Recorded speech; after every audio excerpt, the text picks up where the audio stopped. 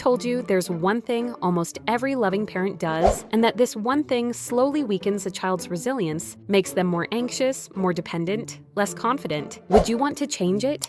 Here are 6 science-backed strategies to raise mentally strong kids. Welcome to Kind and Clear Parenting. Join us for gentle parenting and real-life insights to raise your kids with calm and confidence. Don't forget to subscribe for new videos every week. Strategy 1. Be the model their brain copies. Let's start with something uncomfortable but true. You can't raise mentally strong kids if you are mentally drowning. Kids don't learn resilience from lectures, punishments, or motivational posters. They learn it from you, from how you handle stress, how you speak when you're overwhelmed, how you recover after a bad day, how you set limits, how you apologize, how you breathe. Their brain is copying you constantly, especially the moments you think don't matter. So the real starting point is simple. What kind of parent do I want to be? And what kind of kid am I trying to raise? Not a perfect kid, not a Pinterest fantasy, just a clear picture: independent, responsible, kind, capable, resilient, great. Then you have to model those things first. Here's a quick example. A dad grows up with an emotionally absent father. He decides, I want to be present. That clarity shapes every interaction, not perfectly, but intentionally. Clarity is the foundation of mental strength. Kids follow who you are, not what you say. Try this tonight. Write one sentence. I want to be a parent who... and finish it. Let that sentence become your compass, your filter, your reset button. Strategy 2. Connect before you correct. Here's something most people don't realize. Kids don't learn from the adults who impress them. They learn from the adults they feel connected to, not impressed by, connected to. And the strongest form of connection isn't, love you, buddy, or good job, or how was school? It's presence, real undistracted presence. There's a strategy in child psychology called special time. It sounds simple, but honestly, it's magic. Here's how it works. For 20 minutes a day, your child chooses the activity. Something easy you can do at home. And here's the hard part. No commands, no questions, no directions. You're not leading, not teaching, not correcting. You're just with them. Why does this work so well? Because those minutes fill the attachment tank. They build trust. They lower anxiety. They make your voice matter in a way a lecture never will. There's a story I love. A dad once said, "My daughter doesn't like me. She barely notices me." He tried special time for a week. Nothing.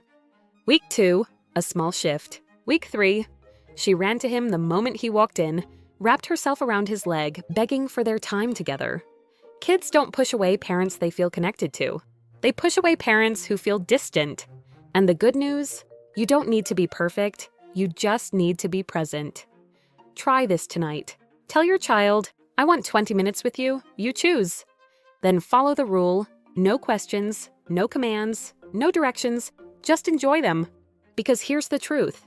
If the connection isn't there, every tool, boundary, or consequence you try later won't land. But once the bond is there, that's when real mental strength begins to grow. Strategy 3. Don't solve problems they can solve. Now we're getting into the heart of the matter. And this part really is a game changer. But it's also the thing parents struggle with the most. Here it is. You want your kids to make mistakes. You want them to feel consequences. You want them to solve problems while the stakes are tiny. That's how agency is built. Agency is that quiet inner belief that says, I can affect my life. My choices matter. I can handle things. Without agency, kids crumble under stress. With it, they can face almost anything. Let me give you one of the clearest examples. A mom battled with her daughter, Chloe, every night over homework. Hours of arguing, crying, meltdowns. Nothing changed. Then one day, something clicked. The mom paused, looked at her daughter, and said, I've already done second grade.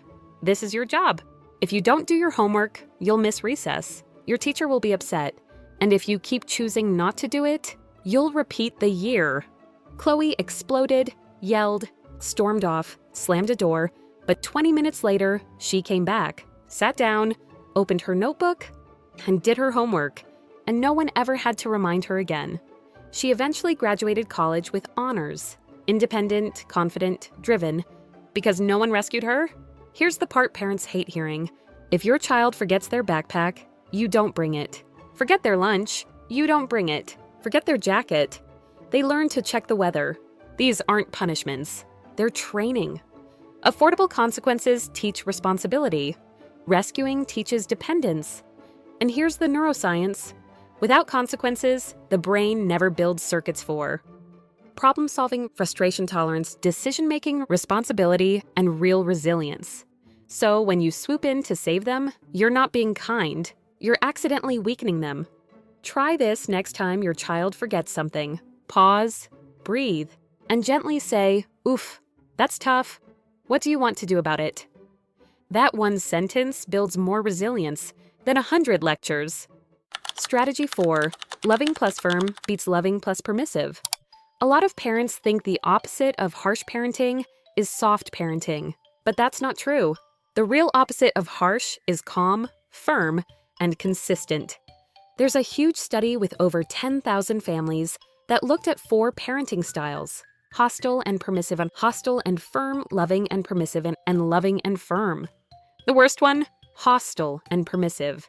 And right behind it, this shocks people, loving and permissive.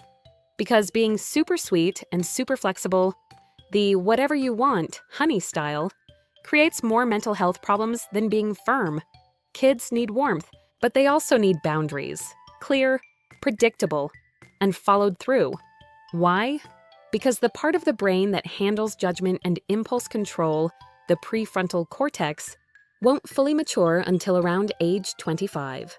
So until then, you are their external prefrontal cortex. Here's what loving plus firm looks like at home. 1 clear instruction, not 5 repeats. A calm voice, not a rising one. Real choices with real consequences, not empty threats. You can take out the trash now or after dinner, but it does need to get done. If you choose not to clean up, the toys you leave out get put away for the week. No drama, no yelling, no shaming, just clarity. Loving plus firm gives kids safety, structure, confidence, and, strangely enough, more freedom later. Because boundaries are training wheels for the brain. Try this today. Give 1 simple direction, only once. Wait 10 seconds. If nothing happens, help them begin the first step calmly. No anger, just follow through. It takes discipline from you, but the payoff for them is enormous. Strategy 5. Teach them not to believe every thought. Mental strength isn't about never feeling anxious, or never feeling sad, scared, or overwhelmed. It's about knowing what to do with your thoughts. Strong kids have the same negative thoughts as vulnerable kids. They just don't obey them. They question them, challenge them, replace them. There's a name for these thoughts, ANTS, automatic negative thoughts, and kids get them all the time. I'm stupid. No one likes me. I'm going to fail. This is impossible. Everyone's talking about me. Something bad is going to happen. Vulnerable kids accept those thoughts as truth. Mentally strong kids learn to pause and ask, is that actually true? What else might be going on? What can I do about it? One simple tool is teaching superpower questions, like, is this a fact or a feeling? Where's the evidence? What would I tell a friend who thought this? What's one tiny thing I can do to make this 1% better? Kids don't need therapy terms. They just need curiosity. And here's the key. You can't teach a child to challenge their thoughts. If you constantly jump in and solve their problems for them, thought work plus agency, that's what builds resilience. Try this. Next time your child says something self-critical, don't correct them right away. Say, that's an interesting thought. How can we check if it's true? That one sentence teaches metacognition, the foundation of mental flexibility. Strategy 6. Protect their brain, not their comfort. Mental strength isn't just emotional, it's biological. A child cannot be resilient if their brain is running on empty. If they're underslept, overstimulated, living on sugar, glued to screens, never outside, or surrounded by constant noise and chaos.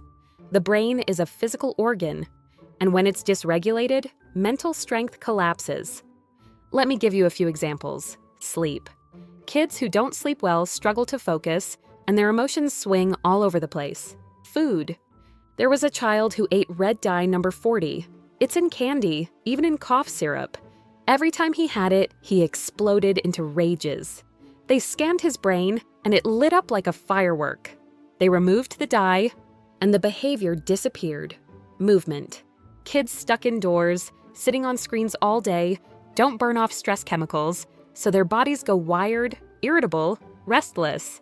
And then there's tech, especially social media. This one's massive. Social media hits a child's dopamine system like a slot machine.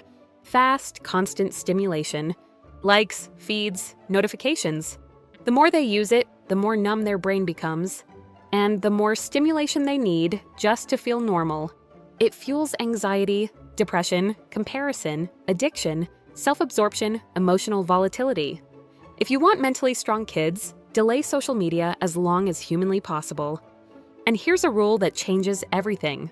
Phones away at meals, for parents too. Because if you're scrolling while telling them to be present, it won't work. Kids don't follow instructions, they follow modeling, the invisible habit that weakens resilience. Now that we've covered the 6 principles, you're finally ready for the answer I promised at the beginning. Here it is. The habit that quietly weakens a child's resilience is rushing to remove their discomfort, fixing everything, soothing too fast, rescuing too quickly, solving problems the moment they appear, protecting them from every frustration, filling every silence, providing every answer, carrying every burden, making sure they never feel cold, hungry, confused, bored, behind, or uncertain. It feels loving in the moment, but long-term, it takes away the one thing their brain needs most, the experience of, I can handle this. Resilience is not built in comfort. It's built in manageable discomfort, with a steady adult nearby. Not rescuing, not fixing, not lecturing, just supporting and believing they can do it. That's the heart of mental strength.